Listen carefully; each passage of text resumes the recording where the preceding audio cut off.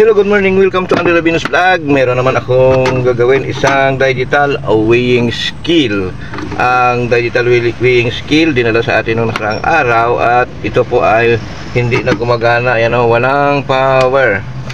At nung tiningnan natin ang kanyang cord para dito sa kanyang charger, dito nilalagay, ay putol ito. At ginamitan natin ng ibang cord ang kanyang charger, walang lumalabas na power. Tiningnan natin sa loob, ito merong sumabog. Ayan, ayan o, kulay itim na. O, diba? Kung makikita nyo dyan. So, ibig sabihin po, ang nangyari ay napasukan dito ng tubig kasi ito ay ginagamit sa paninda nila ng frozen meat. So, napasukan ng tubig at ayan ang nangyari. Ayan o, may tama ng sabog sa loob. Ito, ayan, nangitim. So binuksan natin, pinilit natin buksan, sinungkit lang natin kasi nakadikit lang naman yan sa paligid. At ito ay hindi na marirepair kasi walang available na mga parts. Ang gagawin natin, pabilhin natin si customer ng bagong charger at ito ay magiging junk na. Ayusin ko ito, idudugtong ko lang dito. Tapos ang battery ay masasabi natin na sira na yung battery na nanggaling sa loob. Tiningnan ko na kasi kagabi, sabi nandyan sa ating reels na titingnan yung loob ng weighing scale. At ayun nga, nakita natin sa loob na intact naman lahat ng wiring. Wala namang tawag dito, hindi naman naputol na kinakagat ng mga ipis. Kasi kadalasan nakaka-encounter din tayo, hindi naman sabi na madalas, pero basta nakaka-encounter tayo ng napuputol yung maraming mga wire kasi nga ay nakagat ng mga ipis.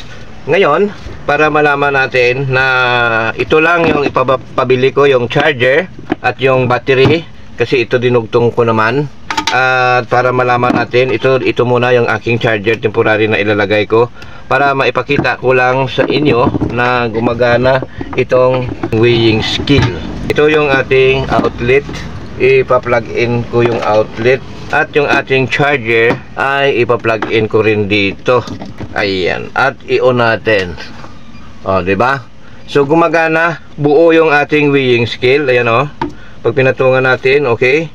So confirm na yung kailangan lang bilhin yung battery at yung charger. So mura lang naman itong charger. Itong battery ay hindi naman naabot ng 300 or sasabihin na natin 300, gagastos yan ng mga 500 kaysa bibili ng bago. Pero depende pa rin sa may-ari yung desisyon dito sa kanyang unit.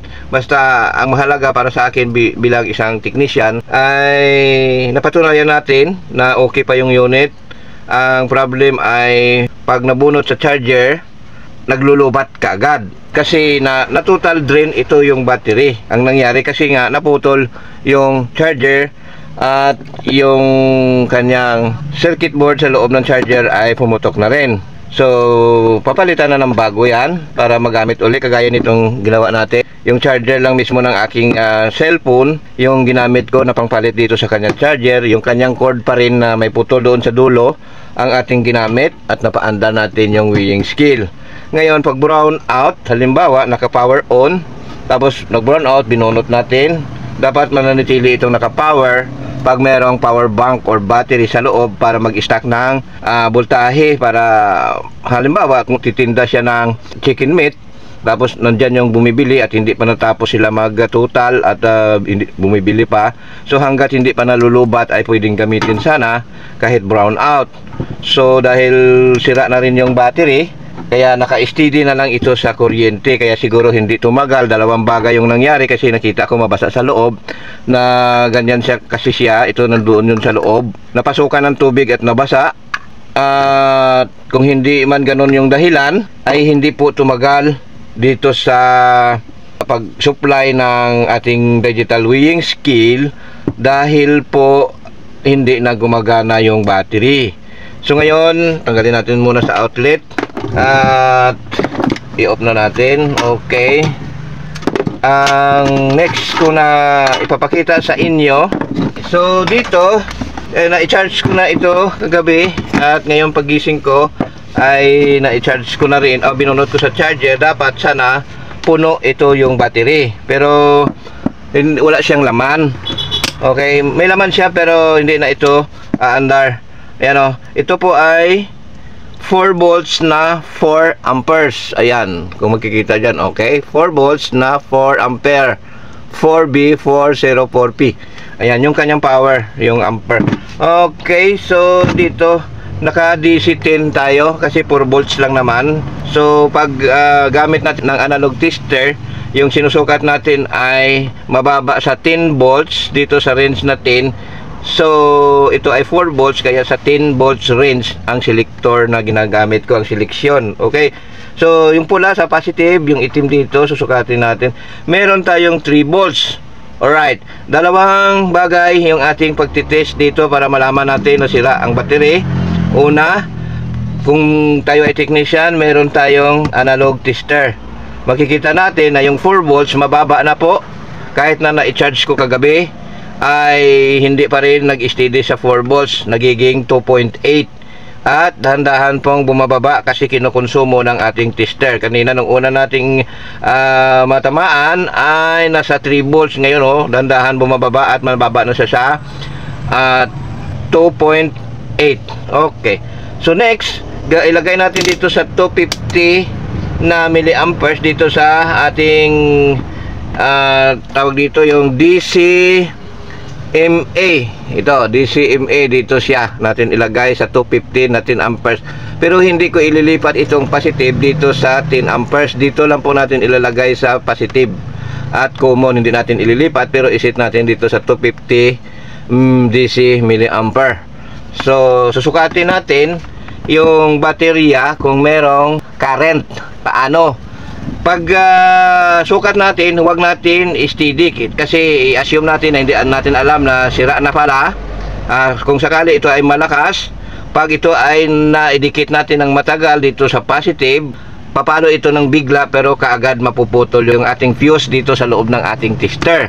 Tips to remember para sa mga technician, itong aking ginagamit, yung aking application po, ito po ay nasanayan ko na at alam ko ang mangyayari. Ngayon, para hindi maputol yung fuse sa loob ng ating tester, ang gagawin natin ay ikalabit lang natin ng bigla. Pero dito sa status ng baterya, ito ay dead battery, wala na siyang current. Ipapakita ko lang sa inyo para mapatunayan ko at ipaalam ko sa inyo kung paano i-check. Okay, so ito na, ikalabit natin. Ayan pagkalabit natin hindi pumapalo pero meron siyang voltahe. Ayan pero hindi pumapalo. Ayan pagkalabit. So kahit i-steady natin, walang pumapalo, hindi pumipitik yung ating needle ng ating tester. I-close up natin para makita ninyo. Alright, okay. Ayan diba? So hindi pumapalo, hindi pumipitik. Ibig sabihin ito po ay dead battery na, wala ng current. Kasi yan, ito yung isa sa mga dahilan na nasira ito or nabasa ito. Yan lang po yung ating dinududa. Para po ang pagpapaliwanag ko kay customer pagdating niya ay makuha natin yung kanyang loob at maniwala siya sa ating paliwanag. Dapat kasi ang paliwanag natin ay precise para po yung ating customer mapapaniwala natin. At walang kasinungalingan syempre. Okay, so ayan. At may isa sample ako sa inyo dito. Ito, meron tayong 18650 na battery at ito po ay bagong charge. At ipapakita ko sa inyo, ito ay 4 volts. Ito naman ay 3.7. Ayan 3.7 volts na battery. Ayan. At susukatin natin dito sa 10 pa rin natin ilagay. Ayan, merong 4 volts, diba? 3.7, pero pag full charge ito ay 4 volts. Minsan umaabot sa 4.2. At ito naman po yung 4 volts na umaabot sa 4.2 or 4.5. Ito pag na full charge. So dito kanina na nilagay natin sa 250 range DC milliampere at wala tayong nasukat na current. Hindi pumipitik yung ating needle pointer ng ating analog tester. Ngayon dito ipapakita ko sa inyo, ikalabit lang take note, ikalabit dahil yung fuse ay mapuputol po yan pag tinagalan natin. Okay, nasa negative yung itim na test probe at yung positive dito. Pero ikalabit lang ha, ikalabit ganyan, no? Oh, 'di ba? Kailangan, ayan, oh, ang pitik, malakas yan, oh. Oh, 'di ba?